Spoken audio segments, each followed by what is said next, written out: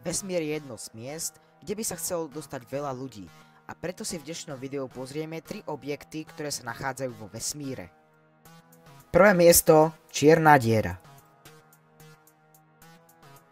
Čierne diery ovplyvňujú čas, funguje to rovnako ako keď čas plyne pomalšie v nízkej nadmorskej výške ako na nejakej vesmírnej stanici.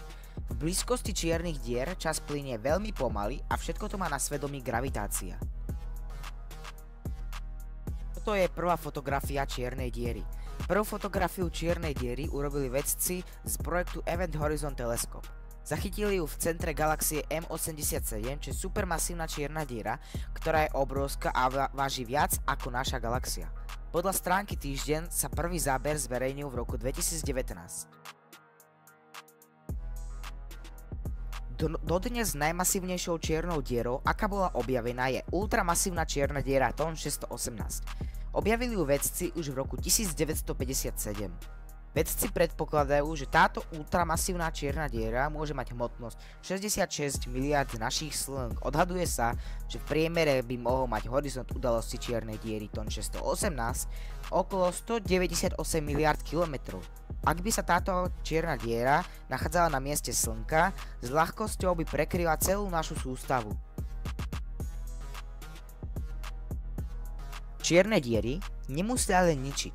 Vo väčšine prípadov to tak síce je jedno, existuje množstvo teórií, štúdií a výskumov, ktoré sa snažia dokázať jej užitočnosť. Sú vedci, ktorí veria, že by mohla byť prostriedkom na cestovanie v čase, keby nás teda neroztrhala. A taktiež by mohla slúžiť ako zdroj elektrickej energie.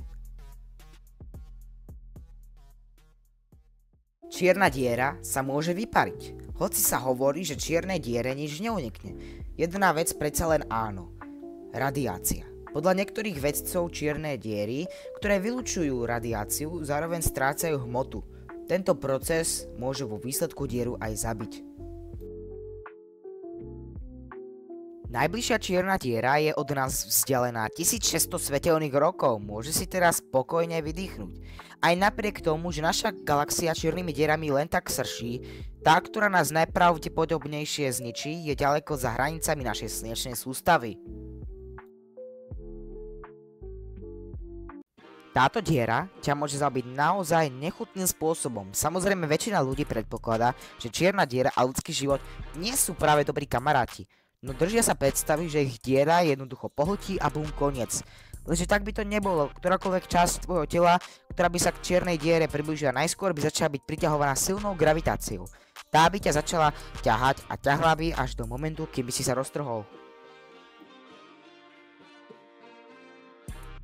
Druhé miesto – pulzar. Pulzary sú rotujúce neutrónové hviezdy, ktoré môžeme pozorovať ako zdroje elektromagnetického žiarenia. Intenzita žiarenia sa mení s pravidelnou periódou, čo sa zdôvodňuje rotáciou hviezdy.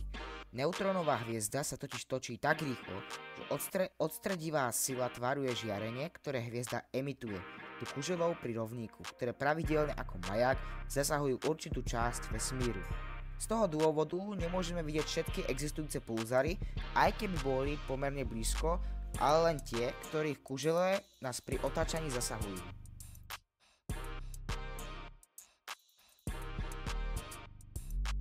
Vedci objavili pulzár, vyžarujúci gamma žiarenia s energiou 20 biliónov elektronvoltov, najenergetickejší pulzár, aký bol kedy pozorovaný. Pulzáry sú pozostatky explodovaných hviezd, ktoré vyžarujú svetelné lúče, pričom sa otáčajú až 100 krát za sekundu. Prvý pulzár PSR B1919 plus 21 bol objavený v roku 1967 podľa Wikipédie, ale druhým pulzárom objaveným bol pulzár Vela, ktorý sa nachádza v gumovej hmlovine.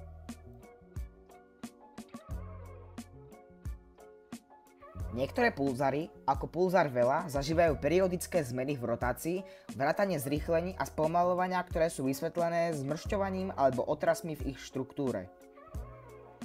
Pulzary môžu ovplyvňovať svojou magnetickou interakciou na okolitý vesmír, ako ukazuje prípad, keď zrážka pulzaru s galaktickým vláknom narušila jeho magnetické pole. Magnetické pole je tak silné, že dokáže urýchliť elektróny a pozitróny na veľmi vysoké energie. A ešte posledný fakt o pulzároch: sú ako majaky, pretože ich pulzujúce signály sú využiteľné na mapovanie ich polohy a štúdiu ich charakteristík.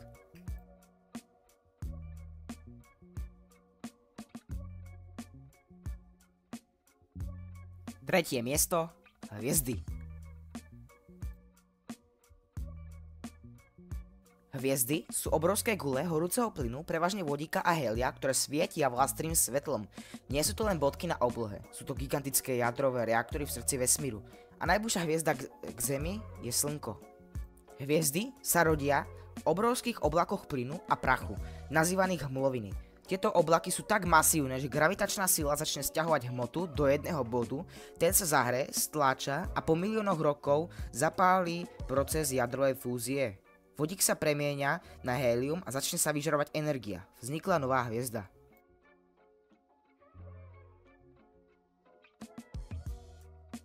Naše Slnko je hviezda strednej veľkosti. Nie je najväčšie ani najhorúcejšie, ale je pre nás najdôležitejšie. Vďaka nemu máme teplo, svetlo a energiu. A pozor, Slnko je už v polovici svojho života.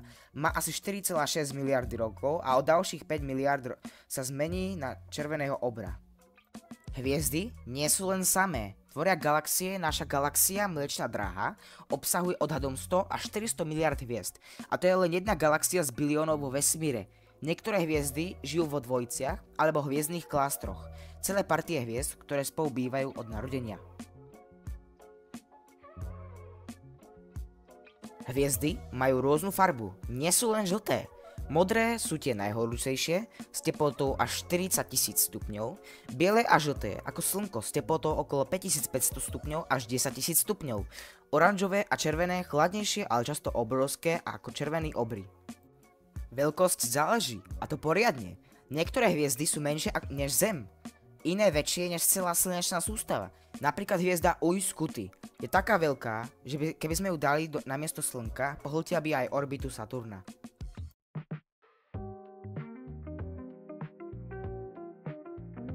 V hmlovinách, tých farebných mrakoch vo vesmíre sa rodia nové hviezdy, no zároveň tam aj hviezdy zomierajú. Je to ako kozmický kolobeh života, z prachu hviezd vznikajú nové generácie hviezd a planét.